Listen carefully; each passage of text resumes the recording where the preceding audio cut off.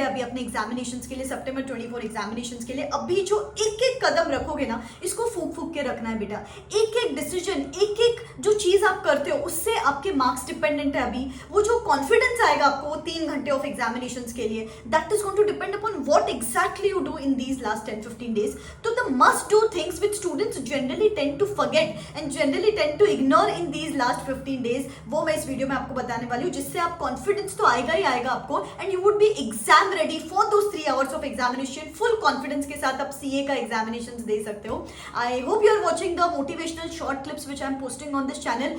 Many students are already messaging me कि they are finding it immensely useful. Thanks for the amazing comments और ऐसे ही बहुत सारे videos guys, time to time to motivate you, to guide you and to keep you boosted and charged up till the end of your examinations. I'll keep on posting videos on this channel. तो subscribe करके रखना, bell icon hit करके रखना. तो number one thing which you have to do is start referring to the institute past 2 attempt papers. अभी इसका एक अच्छा लॉजिक बताऊंगी मैं आपको यहाँ पे. काफी बार जो past 2 attempt के पेपर्स रहते हैं उनके क्वेश्चंस ऑलरेडी आपके फैकल्टी के मटेरियल में कवर्ड रहते हैं, लेकिन फैकल्टी के मटेरियल का फॉन्ट वर्सेस इंस्टीट्यूट के क्वेश्चन पेपर के फॉन्ट में बहुत फर्क होता है. आपने जो रिपीटर्स हो उन्होंने काफी बार ये देखा होगा कि एग्जाम में जाके आपको लगता है यार ये क्वेश्चन तो मैंने देखा हुआ है, लेकिन वो क्वेश्चन जब आप देखते हो उसका लेंथ जब देखते हो आपको लगता है नहीं नहीं बॉस ये तो बहुत बड़ा क्वेश्चन है, और वो क्वेश्चन देख के अपन डर जाते हैं. टेक्निकली वो क्वेश्चन आपने देखा हुआ रहता है, आपके स्टडी मटेरियल का ही क्वेश्चन होता है, लेकिन जो इंस्टीट्यूट का फॉन्ट है ना वो बड़ा होता है, वो फॉन्ट देख के अपन डर जाते हैं. सो टू अवॉइड दैट फियर आपको अभी इंस्टीट्यूट के फॉन्ट के साथ यूज टू होना है और इंस्टीट्यूट का पेपर देखना है, सो दैट आपको समझे कि यार वो क्वेश्चन बड़ा नहीं होता, इंस्टीट्यूट का फॉन्ट ही बड़ा होता है, ताकि आपका जो माइंडसेट है वो एग्जाम में जाके ही लेना. ये बहुत इंपॉर्टेंट है बेटा. तो प्लीज एटलीस्ट इंस्टीट्यूट के 2 पेपर्स आपको देखने हैं. नंबर 2 थिंग जो आपको देखनी है, इंस्टीट्यूट के वो ही 2 अटेम्प्ट के सजेस्टेड आंसर्स देखने हैं. क्यों सजेस्टेड आंसर्स देखने हैं? So that you understand how to put things on paper. Institute मेरे से क्या एक्सपेक्ट कर रहा है. काफी बार आपको जस्ट लगता है कि मुझे इस तरीके से प्रेजेंट करना चाहिए, बट इंस्टीट्यूट का क्या एक्सपेक्टेशन है ये जानने के लिए आपको सजेस्टेड आंसर्स देखने हैं. नंबर 3 थिंग, अभी एग्जाम को 15 डेज बचे हैं, लेकिन एग्जाम के हर सब्जेक्ट के पहले आपको 1-1 दिन की छुट्टी मिलने वाली है, except for tax of course. तो वो जो 1-1 दिन में इतना वास्ट सिलेबस खत्म करना है, उसके नोट्स अभी से रेडी रखो. खुद मत बनाओ, रेडीमेड चार्ट्स अवेलेबल रहते हैं मार्केट में, समरी बुक्स अवेलेबल रहती है, तो कीप दैट इंटैक्ट. एक दिन पहले भागना नहीं यार. कितने सारे बच्चे जो मुझे बोलते हैं कि वो 1.5 डे में 1-2 चैप्टर्स ही करके गए. गाइज ये पूरा खेल रिटेंशन का है. एक दिन पहले अगर हर चैप्टर को टच नहीं किया तो एग्जाम में जाके 100% गूफ अप करोगे, 100% आपको चीजें याद नहीं आएगी. हर चीज टच होनी चाहिए एग्जाम के एक दिन पहले. उसके लिए आपको अभी से you have to make it a point कि आपके समरी चार्ट्स कुछ भी है वो रेडी है, सो दैट आप हर कॉन्सेप्ट हर प्रोविजन रिवाइज कर सको in that day before examination. ठीक है.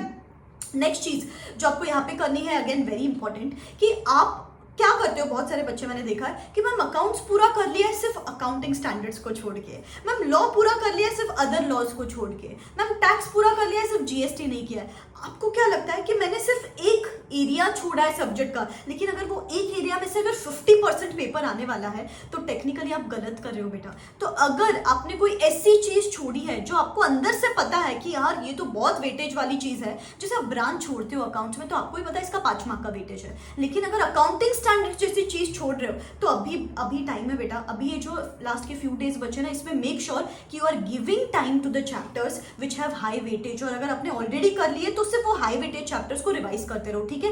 क्रीम चैप्टर्स को इग्नोर नहीं करना है. Very very very important. काफी बार बच्चे वही चीजें अवॉइड करते हैं, फिर एग्जाम में जाके बोलते कि मैम मैं तो बस 50 मार्क्स का पेपर लिख के आई हूँ. बिकॉज बेटा जी आपने पढ़ाई 50 मार्क्स का है. ठीक है. तो अगर वैसी कोई गलती कर रहे हो तो दिस इज द टाइम. अभी तक टाइम है, कुछ करो, मैराथन्स देख लो, at least get an idea of certain things. ठीक है.